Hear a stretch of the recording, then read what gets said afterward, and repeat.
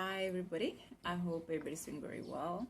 Um, so so I've been doing some road trips or school tours, just to find out why kids are failing. As I'm part of the education forum here in Erongo, and so we were visiting high schools and primary schools as well. So to see the reasons, is it the kids? Is it, social issues like drugs, victims of rape and so forth. And obviously all of that is there. And there's so much pressure on the teachers to do so well and to teach these kids while struggling with their own emotional issues, just to get the kids to understand, whatever is presented on the table, and so that they can at least pass. And I'm talking about all grades here. And one of the sad things that we picked up was the teachers that are not doing the effort.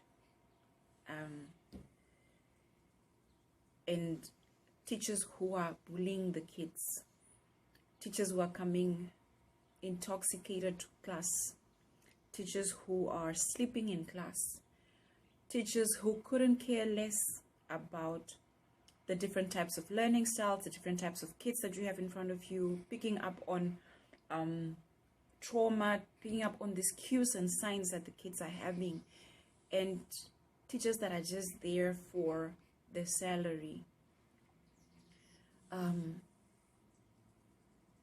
It's so sad that we have a society or a group of people who are not there trying to do the best for encouraging the kids to do better, and only because they want to get the salary and just live their life. This child doesn't deserve teachers who don't care about them. They don't deserve families that abandon them or neglect them. So by the time this child actually sits in class, it's like they are on their own and they're just trying to maneuver this world and trying to figure out what is what, right? Or you have a teacher that's teaching English from their vernacular standpoint, and please, and if you're gonna come at me, it's fine, but I think we need to do better as adults.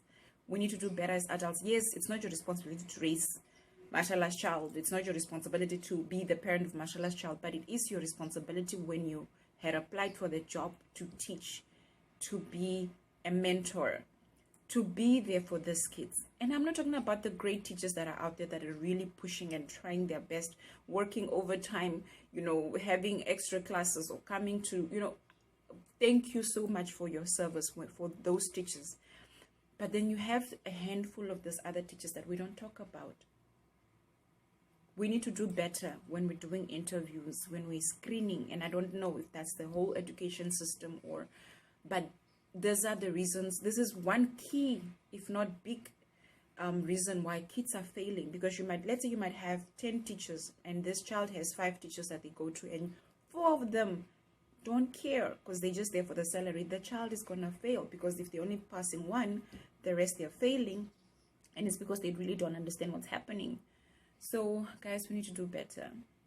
We need to take accountability for our kids as parents. When there are parent meetings called, let's go look at your kids' books, ask the questions to the teacher, and if it's something that the child is struggling with and you see that the teacher is pulling their weight, then actually try and pull your weight too. But talk to your kids. Talk to your kids, because their future depends on it, guys.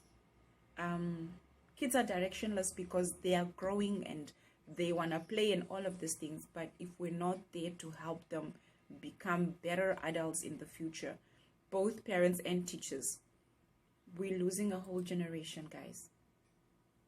So thank you for the teachers that are great. Thank you for the parents that are great.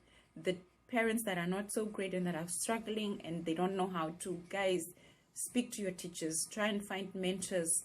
If you have to sit and do extra, do it. But for the teachers who applied for a job and then they come and slack on the job, that's unacceptable. That's not okay.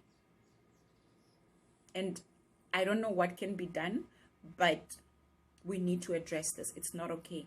So if your colleague is slacking on the job as a teacher and you know it, stand up and report them, or write a letter and just say that Mashallah isn't doing or pulling her weight. Mashallah is sleeping, she's coming drunk to class, or she's coming high, or whatever, so that discipline is taken against me as a teacher if I'm that teacher. But keeping quiet is enabling, mashallah, that teacher that is just laid back and doesn't care, to actually just be more lazy and break a child's future. So let's be mindful.